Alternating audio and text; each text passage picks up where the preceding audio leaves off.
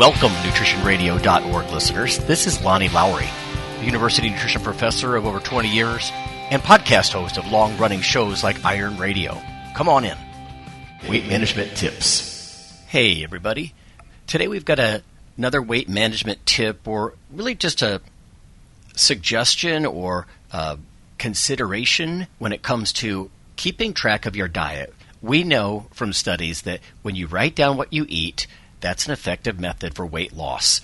You might be consuming far more than you think when you're honest with yourself, or far less if you're trying to gain weight.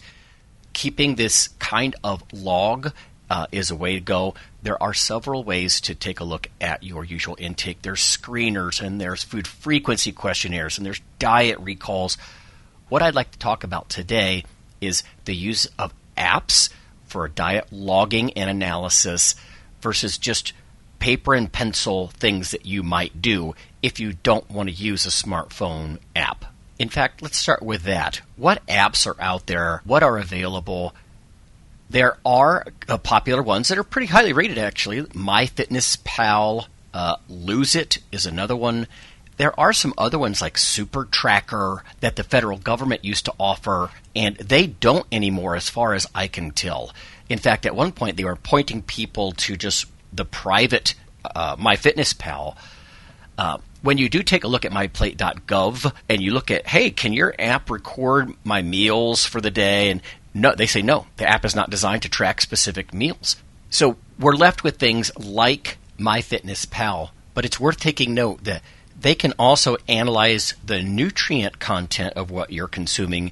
You have to be careful and think about the sample size that you're using. I mean, a single day diet log is not going to offer as much reliability as a 3 or 4 day log like we used to use in research settings. But oh man, I remember a day when some of the top ranked database companies, diet analysis tracker type companies, they would charge $1,000 a year for a research quality food database, because that's what they're really all about, right? When I eat a certain portion of a certain food, what is the nutrient breakdown there? Imagine the years and decades that it took with things like bomb calorimeters and all the different techniques to actually know what is in the ingredients in that food and therefore the overall food. It's really pretty astonishing when you think about all of the work and all the science behind having one of these massive databases, which, by the way, if you just want to do it food by food, you could always go to the USDA, U.S. Department of Agriculture, Food Data Central. Very handy. You can look through legacy foods and that kind of thing and know everything that's in it. But if you prefer the paper and pencil approach, like, for example, I have a little journal that just fits in my back jeans pocket, there is something you can do that at least provides a very cursory scan or screen of how you're doing lately. And that's something that we used to call the typical day strategy. What you do is you have someone talk about their typical day. When I get up, I typically have X for breakfast. I prepare it like this. Then I eat this. Then I eat that. In fact, oftentimes you wouldn't even guide someone, if you're doing this with another person, to say, what do you eat for breakfast? Because that's a leading question. They might feel like they're supposed to eat breakfast and tell you what you want to hear. But literally from the first thing you eat during the day to the second, maybe it's a mid-morning snack, maybe it's lunch, maybe you skip lunch, to a pre- and post-workout consumption. You can include dietary supplements if you want as well, knowing that that's going to inflate your nutrient intake, that you might not be doing so well from foods alone. But you take this typical day. It's not quite the same as a 24-hour recall, actually, but you look for trends. Again, it's not nearly as tight and quantitative as one of these apps and these amazing databases that underwrite them. But you can look for, how many servings of lean proteins do I have here? How many servings of fruits do I typically consume? How many servings of vegetables do I typically consume? So you are taking kind of a food group approach, and you're eyeballing overall diet quality, if you will. And because this is done over a typical day, a temporal approach, right, across time, you could also see, gosh, I just don't really eat fruits for breakfast. I could squeeze in some more there, or a vegetable of some kind, or a lot of the foods that are not desirable on my current diet I'm consuming in the evening. So it's not just the overall day, knowing how many servings of fruits and vegetables and lean protein foods you should have, but when.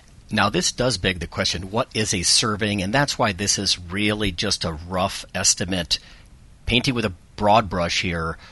Remember, the old food guide pyramid is long gone. 6 to 11 servings of breads and cereals, 2 to 4 fruit, 3 to 5 veg, 2 to 3 meat, 2 to 3 milk. That kind of stuff isn't quite the same. They have a widget actually on the government website, on the myplate.gov website. You type in your age and your height and weight and sex and pregnancy status, even your activity level, and it'll actually show you in volume and weight what you're supposed to get in each category.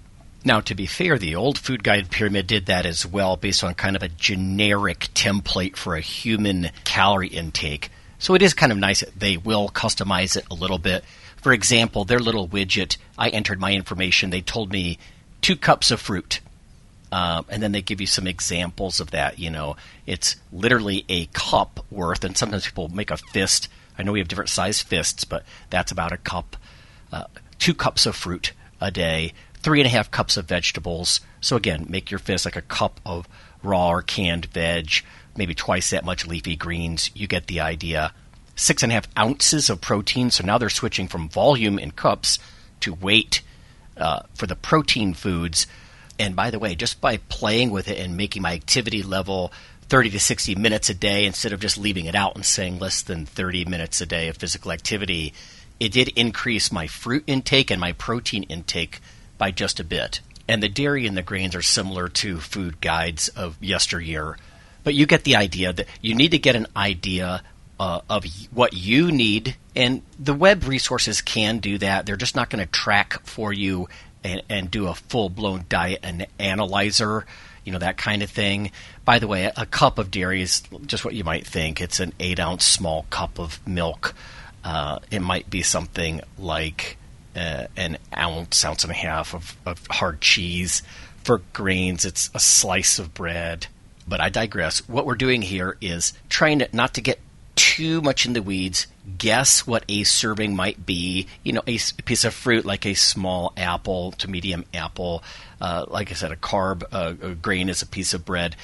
Take a look at it overall, at your typical day intake, and then note, what am I sorely lacking in? Oh my gosh, there's like 1 fruit all day long. Right? Knowing that these different food categories bring different things to the table. Fruits are rich in potassium. That can be good for your bones and your blood pressure, all kinds of things. The dairy is obviously high quality proteins and calcium or vitamin D that you might not get elsewhere. Obviously, working with a licensed nutritionist is going to be the best way to understand all this stuff. We're just looking at huge gaps like, oh my gosh, I don't eat any vegetables. I remember working with some athletes. I was in an urban setting.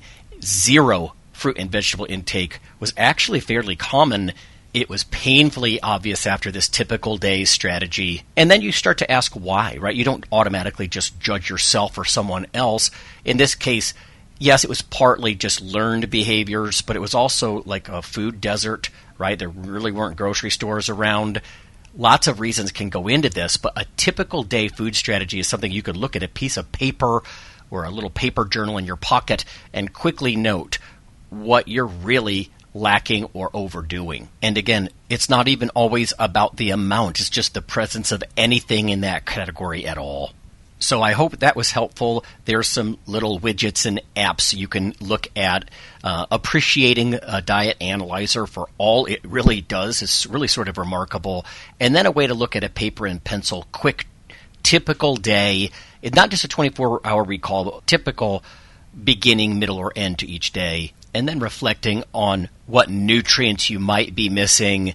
Again, looking stuff up on the USDA Food Data Central database, or even asking a knowledgeable physician or a dietitian for some information as you do this. So we'll end it there. As always, thanks for listening. Please don't forget to check out our backup. It's on YouTube, LawnMan07. Please check out iTunes or Spotify. Subscribe if you will. And we'll call that an episode for the day. The nutritionradio.org podcast is for informational purposes only. If you're interested in starting a diet or exercise program, check with your physician, nutritionist, or qualified exercise physiologist in order to make the progress that you need.